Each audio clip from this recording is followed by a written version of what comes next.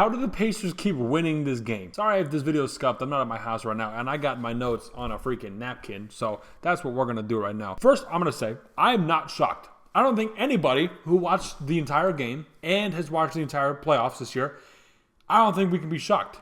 Like, how? How can we be shocked? I was texting my dad and my brother in the group chat before, and I'm like, hey, I'm not shocked that this comeback in the fourth quarter is happening at all. Because we've seen this freaking every single game one, it feels like. They go into their opponent's place, something happens, and this game specifically, we'll talk about it, was not looking too hot. And then some wizardry happens. They go to halftime. Maybe some spells are used. Don't know. Documentary about 20 years will come up with it. But they end up winning the game. Off a no timeout, Tyrese Halliburton walk-up jumper from a dude who seemed invisible the entire first half of this game. And that was their first lead of the game according to the broadcast, from what I've seen. And I think that it was, because they were down in the first quarter, second quarter, going to half, still in the third quarter, and they outscored the Thunder in the fourth quarter by 10 points. So we'll talk about that. But this is expected at this point. In a weird, twisted, ironic way. The Thunder are very, very good, obviously. 68-14 just in general. 35-6 at home. Out of the 41 games at home, half the season, they lost 6 games at home. And I believe one of them was to the Pacers earlier this season. And the Pacers, I'm looking at ESPN right now, the Pacers are 20-20 on away games. But the Pacers team, they have not slowed down. They looked really, really bad to start. We'll talk about them first. They looked really, really bad. There are so many things about this game that I was super confused about.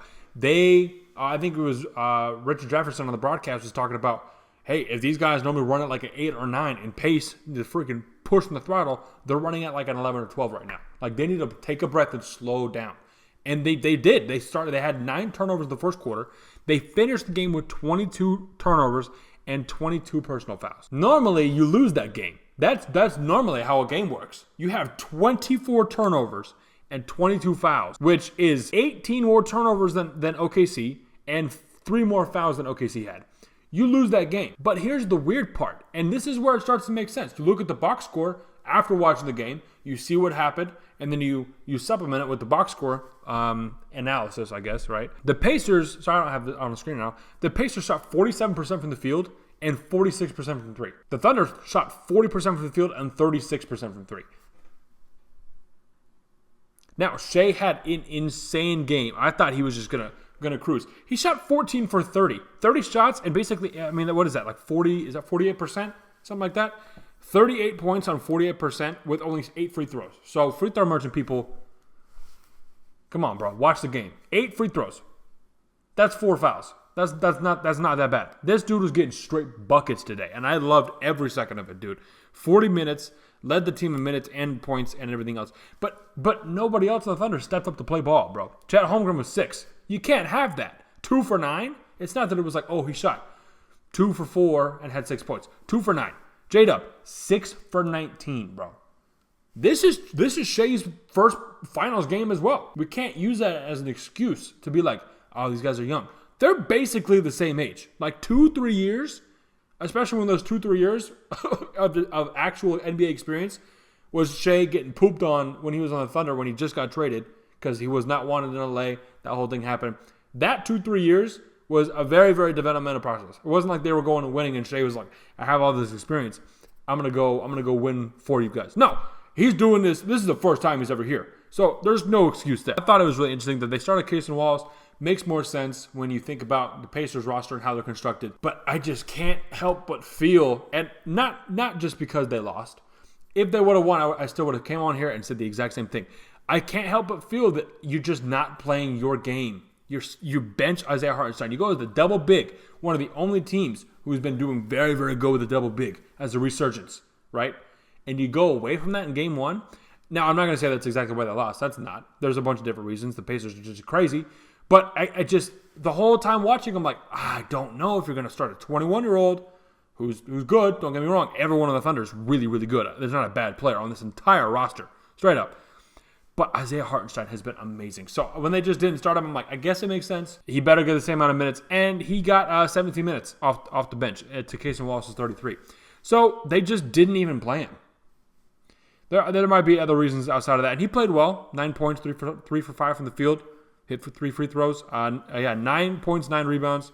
Caruso really good off the bench, but that seemed really odd to me.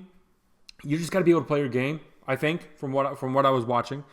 Once again, napkin thing. So it's crazy that you look at the box score and you're like, oh, that makes a little bit more sense. That the Thunder shot a lot, probably off of the Pacer turnovers and stuff, right? Playing really, really good defense. And the Thunder did. They were suffocating these boys, bro. But you look at the games, you look at the box score, and you're like, yeah, bad shooting from three, bad shooting from the field. Even though you have less turnovers, it's a 1-point loss, right? It's that last like 2-3 minutes. Now, to talk about the Pacers, bro, this is the Pacers game. They had nobody score more than 20 points. They had 6 dudes score more than 10 points. 6 dudes in double figures. And that last 5-minute stretch that we all just watched together, bro, Nembhard and Miles Turner just hit like I've never seen Dragon Ball, but they hit the freaking bing. Tell me what that is down low. I've seen the meme. Whatever that is. I cannot believe that they did that. And they were kind of just chucking them up. I mean, Aaron Nesmith, 3 for 7 for 3. Andrew Nembhard, 2 for 6 from 3. Miles Turner, 2 for 5.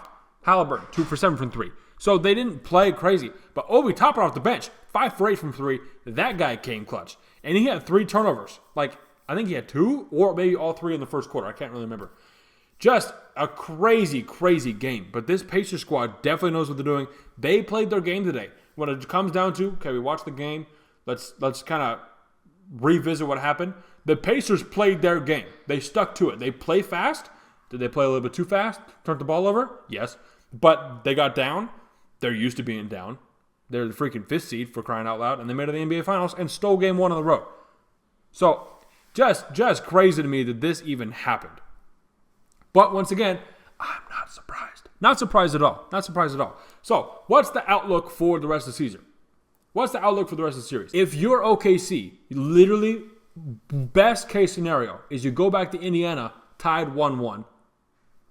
And then you don't want to come back for Game 5 down 3-1. You cannot let that happen. Win Game 2. We showed it with Denver. This is your second time blowing a Game 1. So, you should be fine.